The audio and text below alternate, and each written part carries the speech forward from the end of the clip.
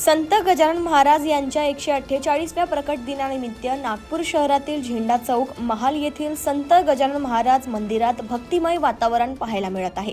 सकाळपासूनच श्रींच्या प्रासादिक पादुकांच्या दर्शनासाठी भाविकांची मोठी गर्दी जमली आहे।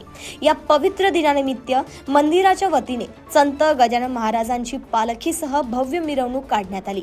टाळ मृदुंगाच्या गजरात भजन कीर्तन करत ही मिरवणूक विविध परिसरातून मार्गस्थ झाली। या मिरवणुकीत मोठ्या संख्येने भाविक सहभागी झाले होते।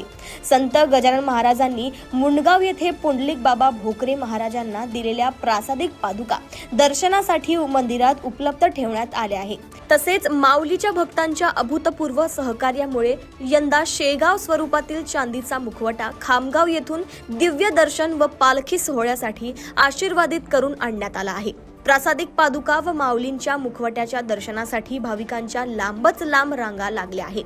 प्रकट दिनानिमित्त शहरातील विविध ठिकाणी धार्मिक कार्यक्रम, भजन कीर्तन तसेच महाप्रसादाचे आयोजन करण्यात आले असून संपूर्ण परिसर भक्ती रसात न्हाऊन निघालाय।